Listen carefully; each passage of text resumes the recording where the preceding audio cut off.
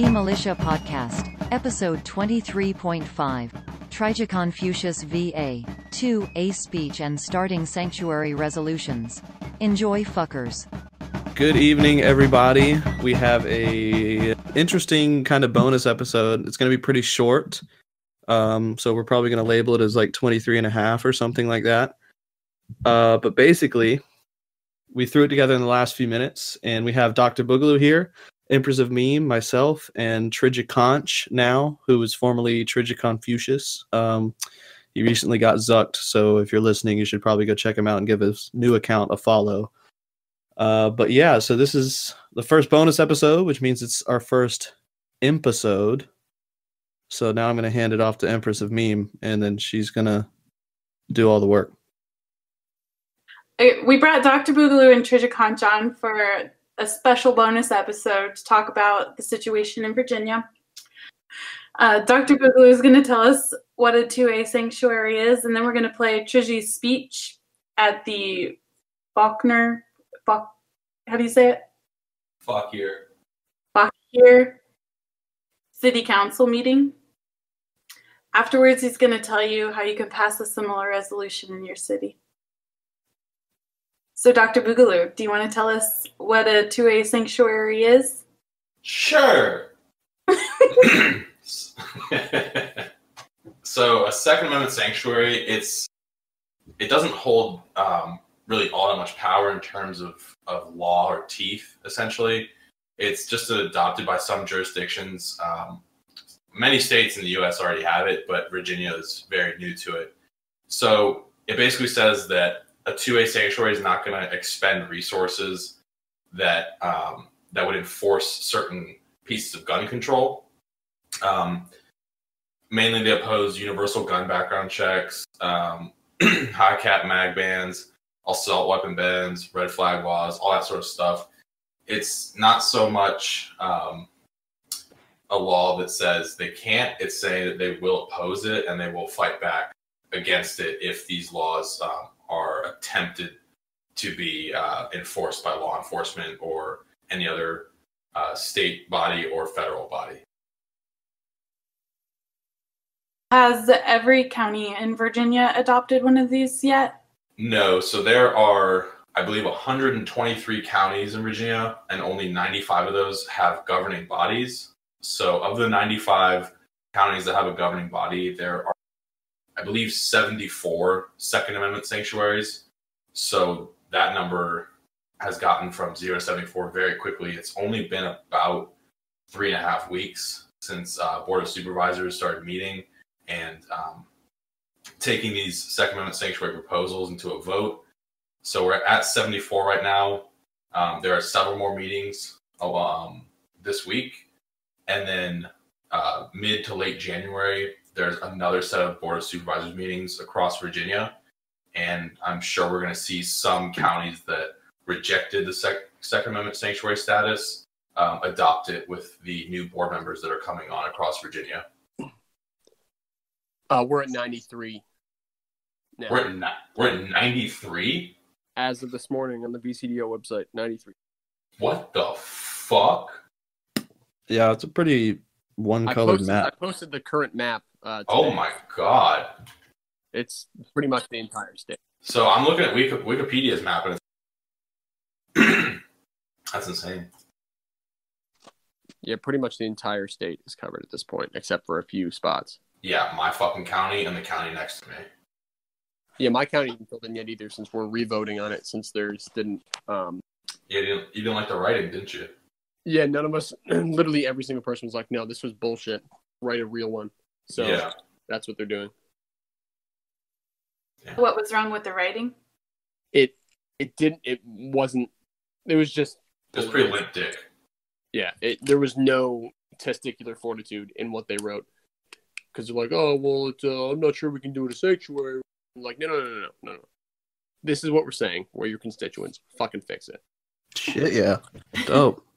Okay, so we're going to play your speech and then afterwards react to it.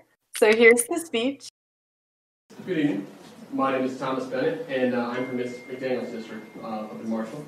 And I appreciate you all taking the time to hear us out today.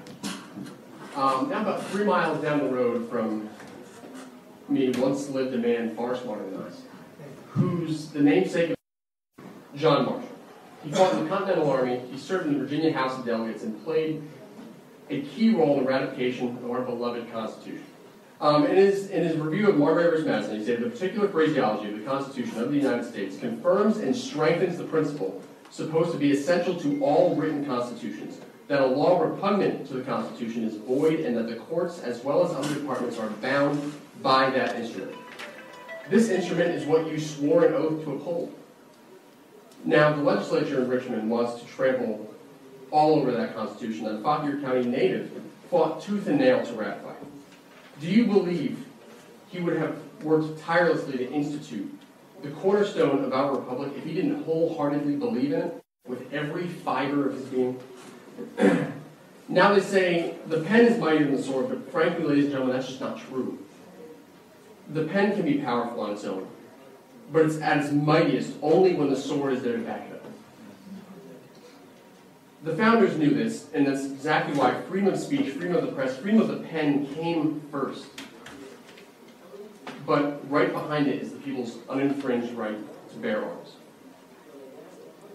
In recent weeks, I have heard quite a bit of talk from legislators and leaders, a term I use very loosely, in Richmond. These leaders have threatened to cut off state money to local jurisdictions and counties to approve these resolutions. For some, this is a scary proposition. Let me ask you this. Which is more important? A few more roads getting a fresh coat of asphalt, or our rights as a human being, our constitutional rights? Are you willing to sell out our Constitution for asphalt? There's something that needs to be understood by all parties. Our constitutional rights are not bargaining chips. Our constitutional rights cannot be bought or sold. I'm going to be honest with you. If our rights are used as negotiation tactics, you're bargaining whether we as Americans will break out our feathers or not. As I've stated to many people before, if these laws are passed and we are turned into felons overnight because of something we spend our hard-earned money on to protect ourselves and our families with, I would be honored to be a criminal, just as the Founding Fathers were viewed as criminals in the eyes of King George. I genuinely believe that this is a sentiment shared by the patriots sitting behind me today and the patriots outside, numbering well over 2,000 at this point. The last thing we want is violence. I abhor violence. But when push comes to shove and people are kicking in my door to take my property, to shoot my family, to kill my dog, you better believe that I will absolutely defend my home from invaders that wish me harm and want to trample my rights. A good friend of mine said Virginia was the birthplace of American freedom. Virginia, Thomas Jefferson was the key drafter of the Declaration of Independence. James Madison, another Virginian, is regarded as the father of the Constitution. Our liberty was born here, and I refuse to let it die here. I absolutely refuse. Virginians are fighters. Our flag clearly states "Sig Semper Tyrannis." And for those who don't know, here's a quick Wikipedia definition. Sig Semper Tyrannis is a Latin phrase meaning "thus always to tyrants." It suggests bad outcomes will or should befall tyrants. This is what's to come if our rights are not respected.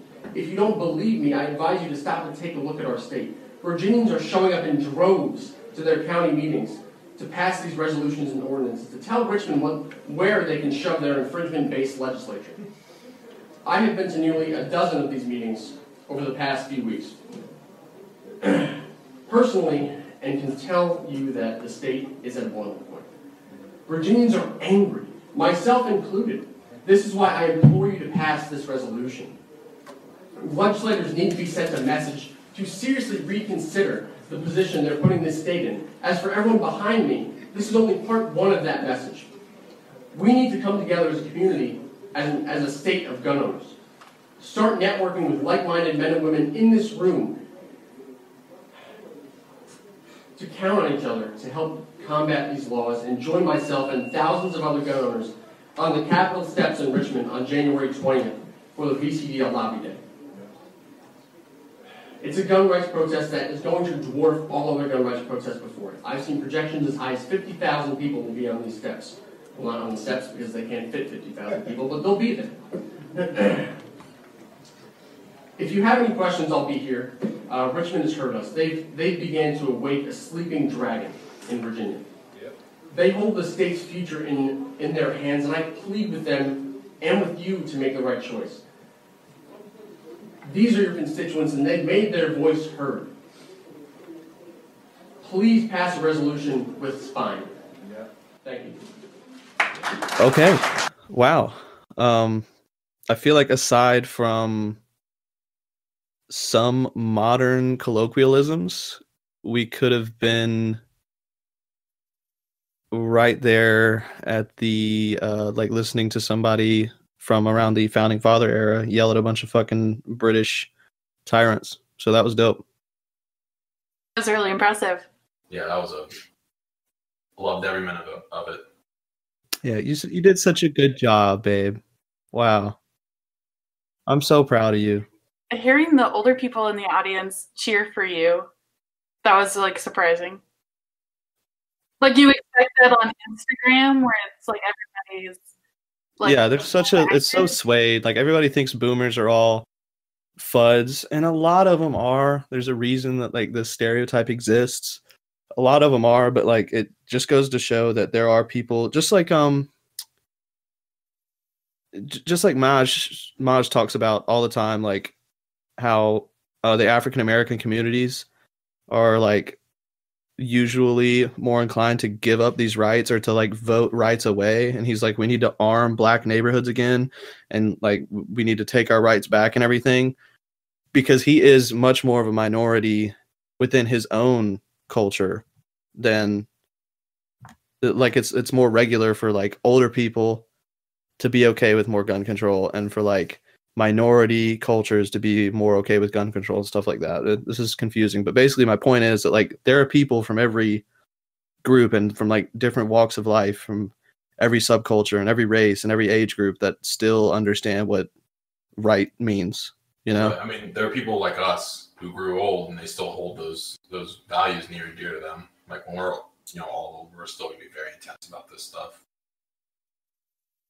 Definitely. So I mean it takes guts, because like us, like we're all young and we don't give a shit, but like I mean when you're so much more alone, like when it's so few and far between that you meet somebody of your like your own station in life, like from the same neighborhood basically, that agrees with you, it gets harder and harder for the older you get, or depending on like different race profiles and stuff like that. So that's dope. Proud of you, Trigi. Proud of all the old bastards that walked out of the nursing home for a few hours. Do you guys want to give a quick update on what you guys have coming up? And then we will end it there, and I will patch in your explanation on how to pass a resolution of your own. Doc, why don't you start? Okay. So recently we had the Board of Supervisors protest in Chesterfield County, Virginia. And that was a huge success. That was a much bigger success than I believed it was going to be. Me and a few other organizers, we kind of threw everything together at the last minute. We got a speaker system for people to talk. Got some lights, flags, and whatnot. And we were hoping for 1,000 people. I thought that was going to be kind of the tops we were going to get, but I mean, we got probably a little bit over 2,000 people to show up. I mean, that entire courtyard was completely packed. There was not an inch of grass that wasn't taken up by a body.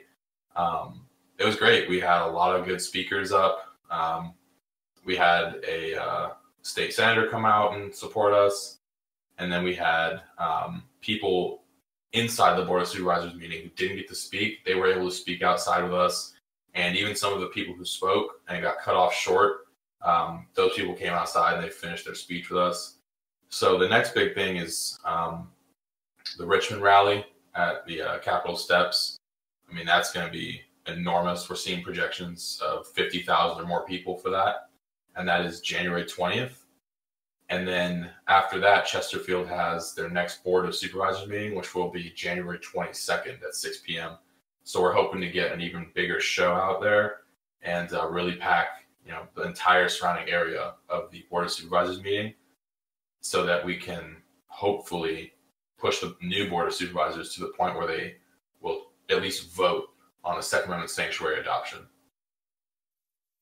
Have anything to add to that, Triji? Yeah, I mean, I think Doc pretty much hit the head with the rally. I mean, we got on January 20th is the next big thing that's coming up. There might be a few protests before then in certain localities up here or Northern Virginia. I know Loudoun County is refusing to hear about a Second Amendment sanctuary, and they just had some random thing where they voted and shut it down. So I believe that they're going to plan a Chesterfield-esque protest up here. My county's revision meeting on our sanctuary resolution is going to be on December 23rd.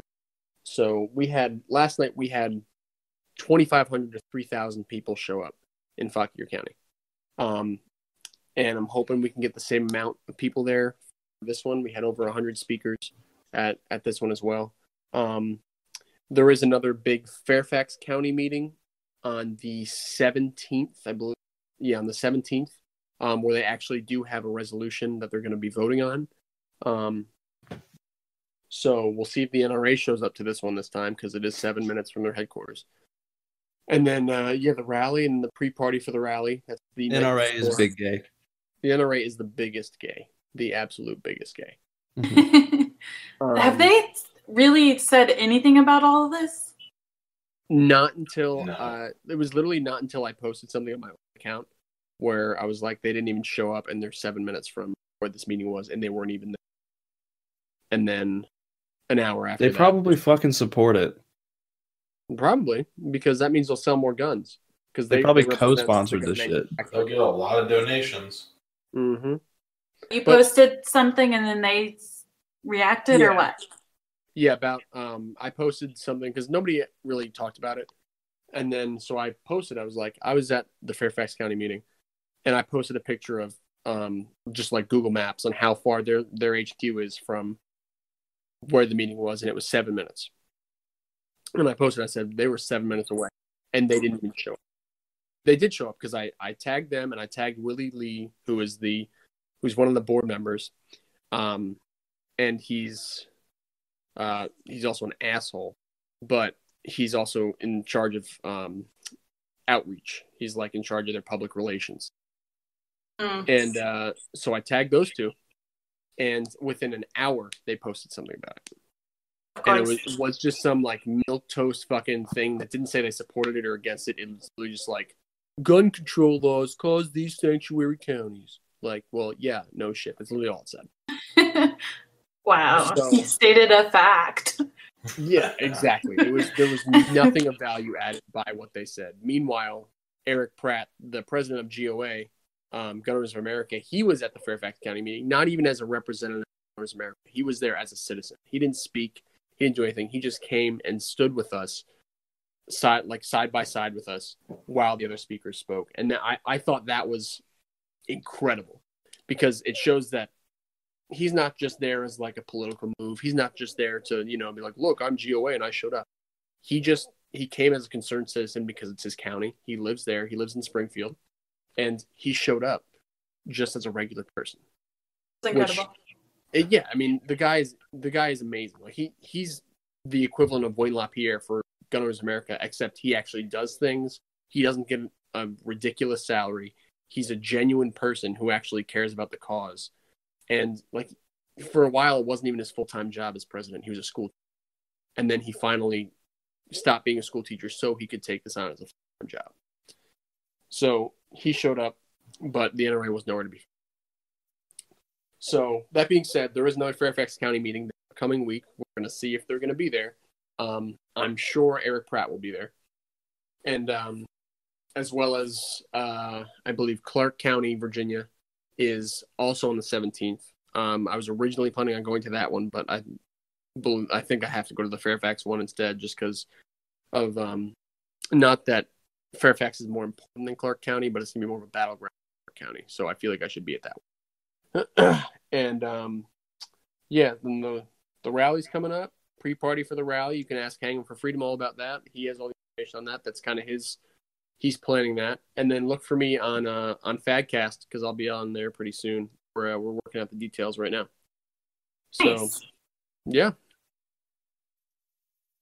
If that's everything, I'm going to go ahead and play the clip, how people can pass a similar resolution for the Second Amendment sanctuary city in their areas. And what am I linking in the description? The resolution template, Second Amendment resolution county template. So it's a just copy and paste like this. You put your county name in it, and you can use this as a resolution for your county. Awesome. That's helpful. Thanks, everybody, for tuning in. We will catch you next time. Hey, guys. It's the Trijiconch, formerly known as Trijicontinued, formerly known as Trijicon Carne, formerly known as Trijiconfucious. So, I've gotten a lot of questions about what each and every one of you can do to get this sanctuary movement into your city, into your county, into your state.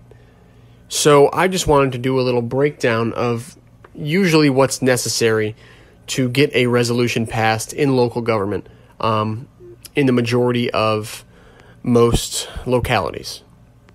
So the first step is you start by talking to your community, and as well as your state advocacy groups, like here in Virginia is the Virginia Citizens Defense League. Some states don't have very large organized ones, but you may, so it's a good place to start. You go to gun stores, gun shops, and let them know that no state is immune from this infringement, and you should act preemptively to nullify anything that may come down the pipeline. Next, you get a petition going, an online one and an in-person one, to prove to your reps that the constituents want what you're talking about. They want a resolution. The more signatures you have, the better. You can do it online or in person, or both is usually the best option. Next, you go to your locality's website and find out when their council or board of supervisors meets. Here you can find meeting times, locations, meeting agendas, district maps, and supervisor contact information. Don't be afraid to contact them and see how they stand on the issue, because you may have like-minded people running your locality without you even knowing it. Find a meeting date and prepare. Most Board of Supervisor meetings have dedicated citizen time, where any citizen can come in and express concerns or comments. You use this time to express your desire to become a sanctuary or have an ordinance passed. You want to drum up support for this. Share it on social media. Get people there to talk during the citizen time besides yourself. Bring the petition that you have to prove the resolution is desired by the constituents. You also want to have some people there in person that also talk to say they support this resolution. For this, you also definitely want to have a sample resolution on standby for, a copy for each of the Board of Supervisors or council members in your council. A great one can be found in the show notes for this episode, as well as if you just simply look up VCDL, as in Virginia Citizens Defense League, VCDL Sanctuary Resolution Template in the search engine of your choice. You can find it there. You can print out enough copies for everyone involved. Now, the next step is just bother your supervisors until they agree to vote on this resolution and continue to spread the word.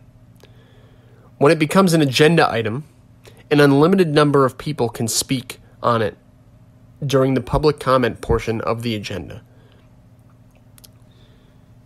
Pack the house. Get as many people there as you can. Share the event on social media, word of mouth, at your local gun stores, at gun shops, ranges, what have you. Get as many possible people in there to speak as you can. Then the next part is the part that's not necessarily in your control. It's their vote. But I encourage you to remind them peacefully that they represent all of their constituents. They represent you. They represent everyone that spoke at that meeting. Now, they may pass it, or if they don't pass it, is a different thing altogether. If they don't pass, you organize rallies, spread the word, and bother them until they reconsider. Do all this peacefully, of course, but do it. That's all I got to say about it, guys. I mean, it's some legwork, but it's worth it in the end. Just look at Virginia now. We are well over the majority of our counties and localities have become sanctuaries.